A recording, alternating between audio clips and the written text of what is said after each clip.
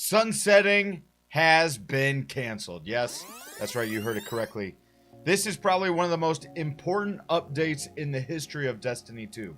I'm going to give my thoughts on a few of the most important things to me, but before we get to that, here's a quick rundown of the most important parts of this update. Witch Queen expansion has been delayed to early 2022. Any weapon or armor that can currently be infused to max power will continue to be able to reach max power permanently, meaning if your weapon says it's able to go up to 1310, you get to keep it. Starting in Season 14, there won't be a cap on infusion on any weapons or armor that have not already reached the cap as of the start of Season 13. Power level's only going to go up 10 for each expansion instead of 50. Season 15 will fix 3 peaking and emote peaking in PvP. Stasis nerfs and light subclass buffs over the next few seasons. Trials of Osiris is going to have its reward structure changed and a potential solo playlist. Vault of Glass comes in Season 14 with the contest mode for the first 24 hours. To claim World's First, you're going to have to do the raid and a curated list of challenging triumphs. Vault of Glass is going to be getting a master difficulty and hopefully other dungeons and raids in the future. Adept raid dungeon gear will drop for master difficulty, raid, or dungeons. Transmog comes in Season 14. Ada 1 is going to be the vendor. You need to do quests to receive materials to transmog a piece or pay silver for it. Shaders are now a permanent unlock. Crossplay is coming in Season 15. PC and console players will only be matched together in the crucible of PC players. Invite console players to play with them. Ikora is going to have a bigger purpose in the Witch Queen. You'll see her in Season 14. In Season 15, we get Stasis Legendary Energy and Power Weapons. And in Season 14, Gilded titles will show how many times that title has been gilded in the past. Now let's get into it. This is very important. I normally don't do this, and I'm actually going to keep as many jokes out as I can. I'm going to make this one a little bit more serious because I think this one's important. And sometimes important details get lost when I make jokes and stuff like that, which is fine. But let's nerd out for a little bit. Destiny 2021. We all play Destiny. We all love Destiny. We all want Destiny to be amazing. That is why we play it all the time. That is why we complain about things we don't like. To all the people that say, if you don't like it, don't play it. Well, obviously we like it because we play it even when we hate it.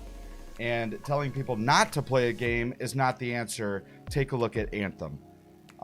What you want is you want a healthy player base. You want as many players playing as possible. As long as there are as many players playing as possible, then the developers will invest their time and resources into making the game even better to keep those people. But like we saw with Anthem, when the player base dies, so does the game. And Destiny has been at risk of that many different times in its life cycle. You know, as many people as say, dead game, dead game, dead game, dead game. People still play this game and stuff, and there's going to be a new Destiny killer. Anthem was supposed to be a Destiny killer. The only thing that can kill Destiny is Destiny. Because the people that love Destiny and are passionate about Destiny will always like gravitate towards Destiny as long as it's good. No other game will take that away, but Destiny, when it's bad, drives players away. And that's why it's very important that this game has a healthy player base, that it's not driving people away. Bungie announced that they're expanding their Washington location. They're making a marketing headquarters in Amsterdam. It doesn't really seem like a big deal on the surface, but from a business perspective, that is a very big deal. They've got another game that they're working on that will come out, and Bungie makes good games. Bungie comes up with and makes insanely good games. If they didn't, you wouldn't hear about games like Halo. You wouldn't hear about games like Destiny. And the fact that they're still alive and people are still playing it is proof of that. In fact, when Bungie comes out with a game, it is absolutely amazing. However, keeping that game alive, keeping that game fresh, and working out the problems, that has been a rough road in all of their games. You know, Halo 1, amazing. Halo 2, I didn't like it. Some people did. Dual wielding was shit in my opinion, but some people love it. Noobs. Halo 3 is what it is. Halo Reach, amazing. My favorite Halo of all time. Destiny 1, some people didn't like it, but here we are. It was an epic game franchise that has brought us to where we are, and they've got another one coming out, and I expect big things from that next game. Bungie doesn't do games that fail. They do games that suffer, which is different, maybe on life support, but when they come out with something, it really goes to the top quick. So their next game is going to be epic. This game is going to improve. There was a while where I said this game, I have no hope for this game. Stasis makes me double down on that. However, what they've done in PvE lately has impressed me. PvP couldn't be worse. And what I've tried to do is I've tried to separate this game into two separate worlds, I guess you could say. There is the PvE universe, the PvE world, where that is, I have an amazing time. There are times when there's things I don't want to do. Like, I don't want to keep doing the same old strikes that we've had for the last, since 2017, you know? But I have fun with my friends doing that. It's lighthearted fun, casual fun. There's some challenges, Wheel of Misfortune. I wish there were better raids. But PvE is not the problem. When they force you to do stuff in PvE that you don't really want to do, that gets old, but it's not broken. PvE is never really broken, miserable experience. It's just, it gets old. Guardian games with Bounty Gate or the Bounty Simulator, Solstice of Heroes, that shit is just, it's just lame. But there are things that are amazing that I wish they would capitalize on, like Escalation Protocol. I wish they would have more stuff like that. They've got Battlegrounds. I wish they would have a shooting gallery like I discussed in the Catalyst video. And who knows, maybe they will. There's a lot they can do and a lot of different places they can go in PvE, and I am excited for that. PvP is always going to be an absolute shit show. It always will. It has been since 2014. You are either somebody that hates it or you are somebody that loves it. And 6 months later, if you were somebody that loves it, you will be somebody that hates it. That's just the roller coaster ride of Destiny. It has never been perfect, and it never will be. It will always be a state of, I have fun one day and I want to poke my eyes out with a spoon the next day. That is Destiny PvP, and I don't expect it to ever be different. And so I try to approach it from, and you'll see there's a quote in here. In fact, I'll go right to it. Direct players versus player competition is essential in Destiny as an option to express mastery of your Guardian and showcase the strength of your arsenal against other players. Nowhere in here does it talk about skill. How you approach a game determines whether or not you will be let down by that game. You know, like I had a friend that ordered steak from Eaton Park one time and was disappointed that it didn't taste good. You ordered a steak from Eaton Park. What did you expect? The people that hop into Destiny and expect skill-based gunplay, that's not the mission of this game anymore. Used to be. That is not this game anymore. So you have to approach it from this mission statement right here. Bungie is telling you, here's what our game is. Showcase the strength, one could say the cheese of your arsenal against other players. That's what this game is now. So that's how you have to approach this game, especially in PvP.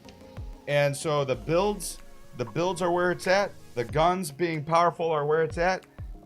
Maybe tone down the this is OP, because that's what they want. The goal is to make something OP so that you play the game to get it, use it, show other people how much it's OP, then they nerf it, come out with a new gun that's OP or weapon or exotic, so that you then ditch last year's flavor of the month and go after the new hotness. Joe Blackburn. I like this guy. Really like Joe. Joe Garoth. I'm a fan of Joe. Let the record show.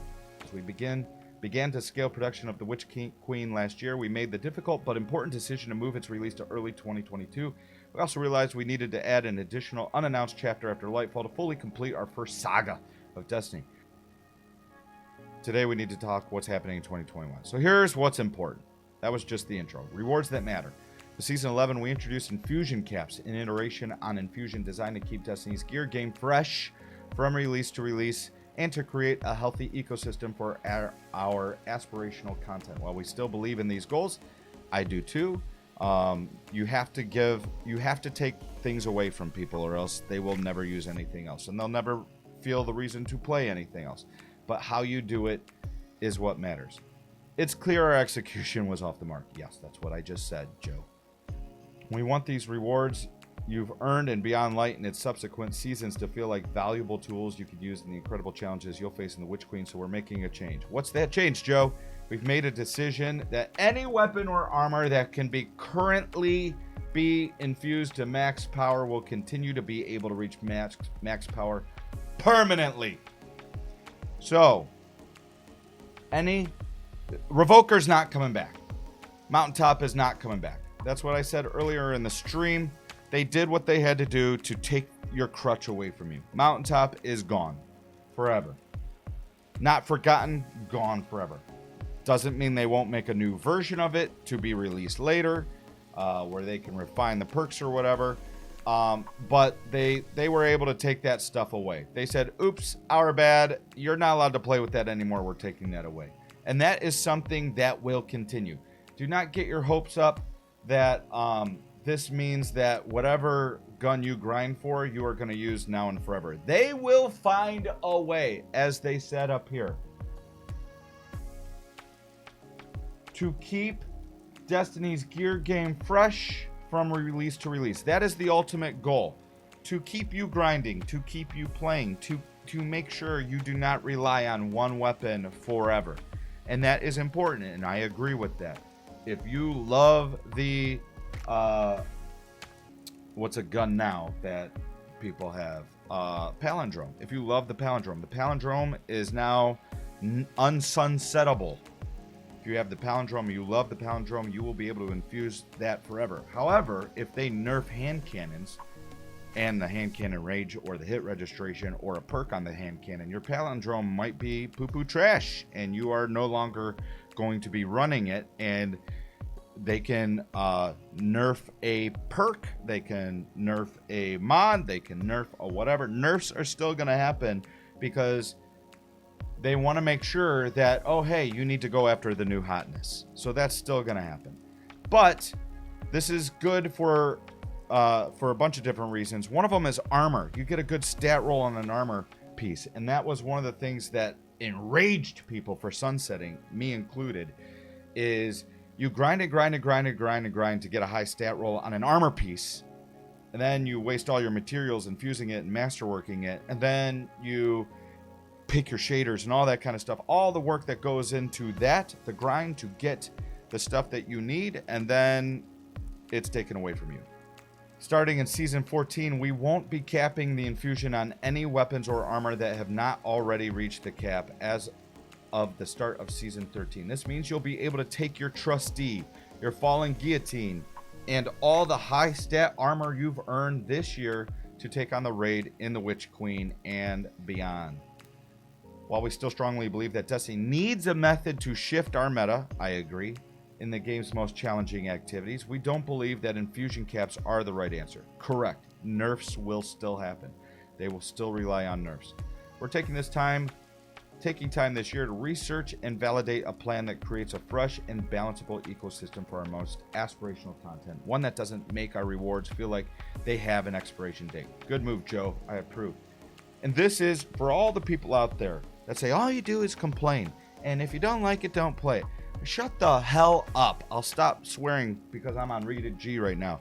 But seriously, shut your mouth. It is very, very, very important to be vocal about things you like and things you don't like. The squeaky wheel does get the oil. And if you quit playing a game, your voice is gone. If you continue to play the game and you continue to see problems and you voice those problems and then other people say, hey, yeah, that's a problem. I agree with you. Now you got 2 people voicing a problem and then their friends say, hey, yeah, I agree with you. And now you're up to 8 people voicing a problem. It gets the developers to take notice because they don't have time to play as much as other people. And they have to rely on the community and the community reviews, community impressions, all that kind of stuff. What you play with, how you play. All of this feedback is super important to getting us to this place where the developers say, hey, yeah, we made a mistake. So to all the people telling other people to stop complaining, you need to shut up, not the people complaining. Do people complain about dumb things? Sure. That's going to happen. But we need people voicing their opinions instead of just quitting. Quitting does not make a better game. It sends a message, but it does not help make a better game. How you play does. And what you say while you play. And the videos, and to all the people out there that make videos and stuff. It has a ripple effect. And that's how we get to this point. We've learned a lot this year and don't want to rush finding the best plan, so don't expect to hear anything more about this until after the Witch Queen. Because we won't be capping any more of our weapons, we must consider more variables in the game balance of our upcoming seasons and releases, so expect to see tuning when it comes to our biggest outliers in PvP and PvE. Yes, I'm looking at you, Fell Winners and Warmind Cells. But listen, this is also why it's important to never get a crutch. Find guns that you like, but also diversify yourself. Find multiple things. If you are a Jotun main, or if you're a Fell Winners main, and you have no hand cannon game, and you have no scout rifle game, you're gonna have a very bad time. If you're a Shatter Dive hunter, go play Minecraft. Seriously, what's wrong with you? Warmind Cells, though. See, this is why I did not use Warmind Cells, Raven, and everybody else. You guys tried to get me. To crutch on Warmind Cells, and I refused. And this is why, if truth be told, this is why I shot your Warmind Cells without any Warmind mods on my character. And I got rid of them because you shouldn't be using them either. That's a joke. But anyway. Okay, power play. Now that we've talked about rewards, let's talk about power. Last year we started a paradigm where we raised the overall power cap by 50 each season. Stop that. This is Joe talking. Joe's a good guy. While this helped ensure that infusion cap shifted the meta, it also made each season feel like significant resets to the power he had accumulated. To combat this, we will be experimenting with a new power level cap starting at season 14. We'll only be raising the power cap by 10. This is better. I have no desire to grind light level anymore. It's a false content update. You make me do the same old stuff to increase my number. I never liked that, and I've stopped doing that. In fact, I was going to name my character Anti-Grind because I got tired of getting reset every season. Hopefully they improve on this because I am not a fan of this. And I'm so much not a fan of it that I've stopped doing. And I feel like other people has also stopped doing that. And that's a big thing. They see that. They see that people are no longer doing those types of things. They see the people going AFK in forges. They see the people doing the lost sector over and over and over. They see these cheeses that people are doing. They see people jumping off the map in trials because can't be bothered to play the game. They see that kind of stuff. And that's why I'll never hate on people doing that kind of stuff, because you're sending a message. We will be raising the power cap by 10. We'll see how this goes. There's got to be a better way to do this kind of stuff. This power increase should feel familiar to anyone who played Season of the Dawn last year. We're excited to see how this progression feels alongside our new systems. It's funny. I was actually going to make a video that said Destiny has a reward problem. You guys heard me mention that. And it was going to talk about the false grind. How this type of stuff, increasing your light level, coming out with a new weapon that forces you to grind stuff you've already done 1 billion times, is not content. And now I can't make that video because they're one step ahead of me, and hopefully they are going to be doing something about it. Angels of Death. Like many of you, I am passionate about PvP in Destiny 2, and it's clear that we haven't had a consistent message around these modes. Yes, Joe, this is why Joe's a good guy. Cuts to the chase, calls out the BS, and apologizes for it. You guys love Joel Garoth. Anyway, so I'd like to share a high-level vision for the Crucible, and I mentioned this earlier. Direct player versus player competition is essential, and Destiny is an option to express mastery of your Guardian and showcase the strength of your arsenal against other players. Everybody out there, pretend like Destiny 2 is a brand new game. Forget about Destiny 1. It never existed. Forget about it. Destiny 2 is a completely different game. Think of Overwatch, think of Diablo, think of some of these other games where World of Warcraft, where your loadout matters, where your team chemistry matters, where individual skill is not that big of a deal, where your gun, it's not about what takes skill. It's about what is the strongest. That is Destiny 2. Now, that's how this game is now. If you're a guy, badass. If you're a guy that complains about what's OP and stuff, it's supposed to be like that. They want this game to be team-based more than individual player skill. That's what they are going for. Everything they do, because they want teams to play together. They want players to find teammates and to encourage their friends to play with them on a regular basis. Fire teams. All that kind of stuff. It's always been heading in this direction, and it's only going to get stronger. You're going to have a bad time as a solo player. Just like if you go into Overwatch, you're going to have a bad time as a solo player. If you try to not do the meta, you're going to have a bad time. Embrace the darkness. Embrace the meta. Embrace the cheese, the fromage. When it comes to balance update, these can be divided into 3 major buckets. First, season 15, we will be addressing 3 peaking in trials and competitive. Good luck, man. That's a lofty goal. In these modes, emotes will be disabled. Players will be unable to pull out any third-person weapon that doesn't have ammo. Third-person experiences are part of what makes Destiny gameplay feel so good. But it was clear in our most competitive arenas that these mechanics were being used in ways we did not intend. This is a tricky problem to solve Destiny's complicated sandbox, but we think this is a good starting point. Wow. This has been suggested by different people in the Destiny community. I do not 3-peak. I do not emote peak. I think it's a bitch move, and I'll gift a sub for that swear word, which is why I don't do it. I try... This is why I call it a bitch move. When you guys hear me rant about crutches, when you hear me rant about camping, all these different things, when you purposely cheese a game to make it easier for yourself, when that cheese gets taken away, then what are you going to do? For all the people out there that don't know how to run the final encounter of Last Wish raid because all you've ever done is cheese it, what do you do when that cheese gets fixed? You know, what do you do when you're crutching on air until it gets taken away from you? What you want to do as a player is you want to improve the areas you suck at. And if you constantly revert back to what's easy and you're scared of a challenge, you're afraid of pushing in because you're going to die, or you're afraid of getting better at a sniper, or if you're afraid of getting better at a whatever, eventually that's you're going to have to.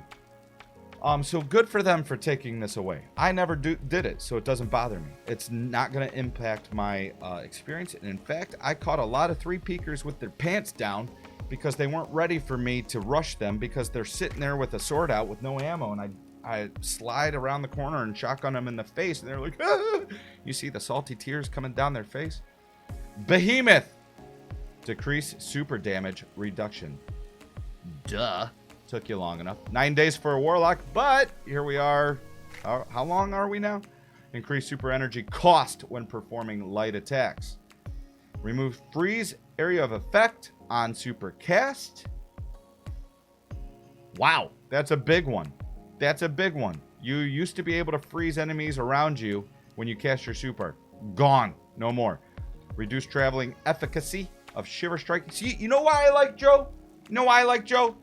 Joe talks in normal talk. He ain't using words like Luke Smith does, you know, that he found in the word of the day calendar on his desk or the thesaurus. He talks like a normal human being, except for efficacy. Remove traveling efficiency is a better word, Joe, of Shiver Strike when slowed. Why? Because you could get out of a Duskfield grenade by doing this. That's why. Hunters! Let's do it! Kill them with fire! Decrease Withering Blade damage and tracking. Decrease slow stacks applied to targets. Remove Shatter Dive damage reduction.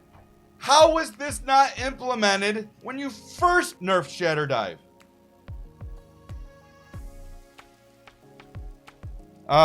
We'll see if this is enough. Shadebinder Warlock. You guys heard me raging about Warlocks yesterday. No, 2 days ago in Iron Banner. Why? Fix a bug where Ice Flare bolts wouldn't track towards targets immediately on creation. Fix a bug where Shadebinder super projectiles were not tracking to certain distance. What? I told you guys that they killed Shadebinder. I'm not even going to get into that. This is a sword spot for me. And this is still, I still don't think this is enough. I still don't think this is enough. You guys are going to have to hop on a Shadebinder Warlock and play against these two and see what you've done to this subclass. Not enough. I'm not happy. Not enough here. Decrease Crystal Shatter damage. Okay. For Season 15, we are also looking at universal adjustments to Stasis by increasing damage reduction when frozen. Increasing damage reduction when frozen to provide more survivability for the victim. I don't think that's the issue. Universally, people are saying you shouldn't be frozen at all. You should just be slowed. We'll see. I'm not going to get into that. We'll see. We'll see what happens here. I'm not a fan of being frozen at all. Following the Stasis Tuning Season 15, we will also focus on light subclasses and release a set of targeted buffs to our most underutilized specializations. The goal of all these changes is to keep Stasis feeling great in PvE and bring its representation in PvP more in line with our light-based subclasses. As long as you can freeze people, this is never going to happen. As long as a freeze will take me out of my super, like, that's a big deal. And it's not listed here. If I cast my super as a light-based subclass, any common move can freeze me and basically nullify my super. If you think about it, light-based subclasses, the only way you can take somebody out of their super is with a suppressor grenade or a tether. With everybody being on stasis, this is not enough. Unless you're a warlock, because, you know, you're not going to be on stasis anyway, most times. The reason why you don't notice weapons so much is because of stasis. It's just so powerful. Everything is strong right now. We want to continue this drive down this path to diversify these types of loadouts you encounter from season to season. In addition, at Season 15, we will also be looking to adjust overall ability usage rates to make sure guns and gameplay are always key to success in the Crucible. Press X to doubt. Well, I mean, it depends on stasis. Stasis trumps gunplay. Of course, gameplay balance only matters when the underlying playing field is fair. Unfortunately, cheating continues to be a significant issue. It's okay, Joe. Just send them a harshly worded email. Threaten to sue them. That'll stop it. Remember that? Remember those days when people are like, yay, we're free of cheaters. And I told you guys not so fast. Especially on PC. We're always working to maintain security as new exploits emerge, and as always, we don't want to talk about a lot of these improvements for fear. You don't want to talk about the harshly worded emails. The bad guys. A few areas we can talk about are we're aiming to nearly double the size of Bungie Game security team this year. Good for you. Reflecting on our long-term commitment to fair play. We've begun regular surveys. That'll do it. Surveys to better understand your experiences with cheating and to measure our progress. This new data enriches our existing streams, but that's not going to do anything. If you receive one of these surveys, please share your experiences. How about the report button? There's my survey. We've begun a strategy of aggressive legal action against cheat developers. Where is anti-cheat in this?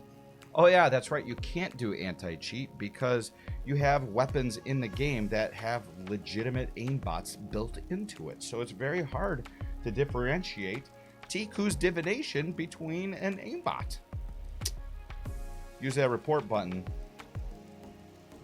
and then we'll send them a cease and desist. Not enough, especially with crossplay. Trials matchmaking pool. For me, the biggest issue with Trials is resetting the card and getting flawless. Not that I don't like climbing the mountain and going flawless with 0 losses. I think it should be the hardest of activities. It should not be dumbed down for players. I stand by that. Endgame content needs to be the hardest. That is the thing to strive for. If it's something everybody can do, then there's no reason for everybody to do it because it's easy. They've dumbed down raids. They've dumbed down so many different things to make it accessible to everybody. What's the point of getting better if you don't need to be better, if it's just easy? The goal is the hardest content makes you strive to get better to accomplish that thing. And if you water it down, if you dumb it down, then you take away that incentive to progress and get better.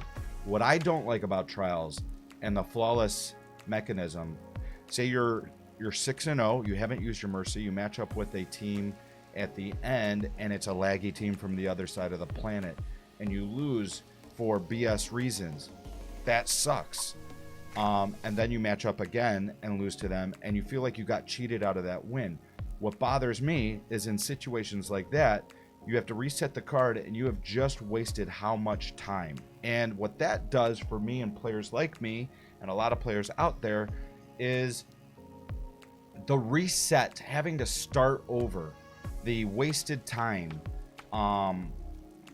having your tokens taken away from you. All this not respecting my time as a player makes me not want to play it. And so for me, I support something like where if you lose, you lose a win or something like that. The starting over for me really sucks. You're treading water. It's a big problem for me. I don't have the answer.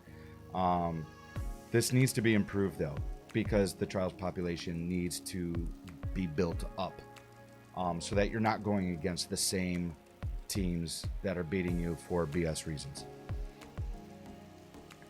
Improve the health of the Trials matchmaking pool, both by incentivizing a wider audience to engage and better defining separation of skill tiers. Rebuild the Trials reward structure so that it encourages more players to stick to their active cards longer.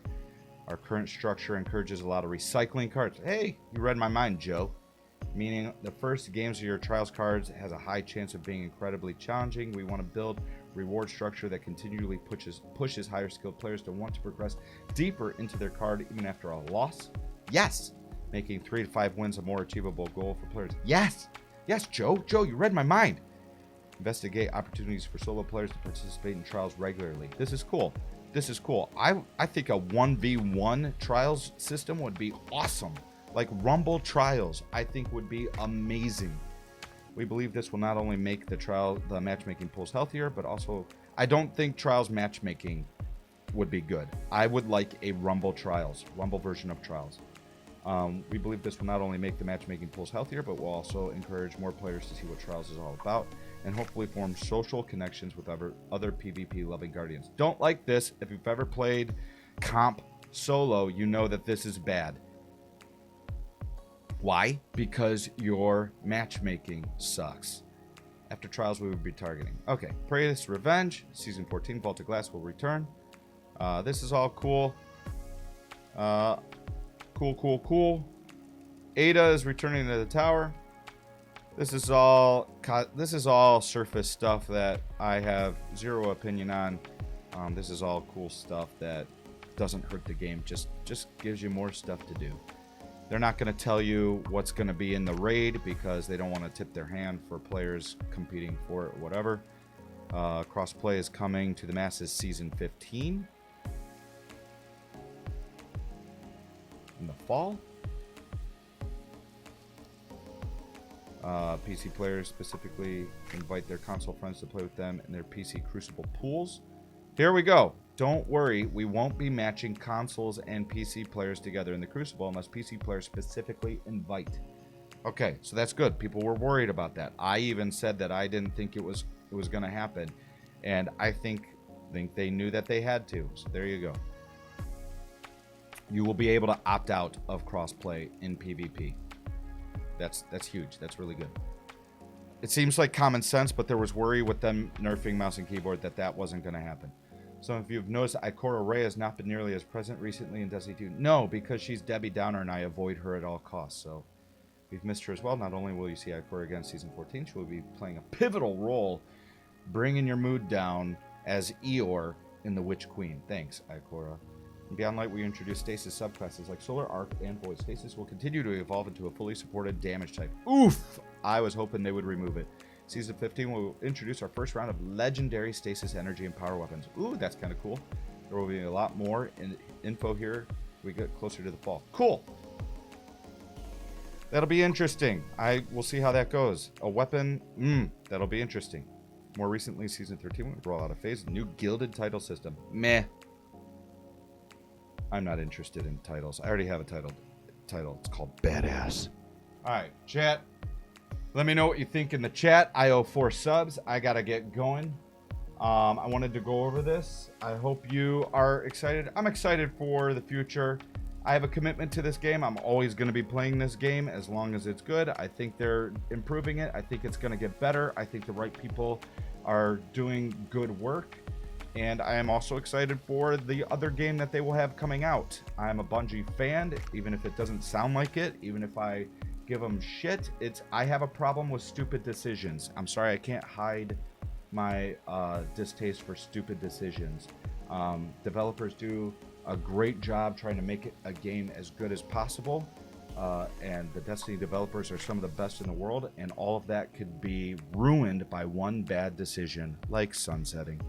And that's what I try to be vocal about, so that the people up at the top think twice before making a decision that is bad for the health of the game and all the hard work that the artists and everything go into.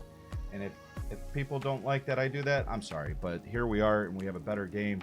Hopefully I've played a little bit of a role in that.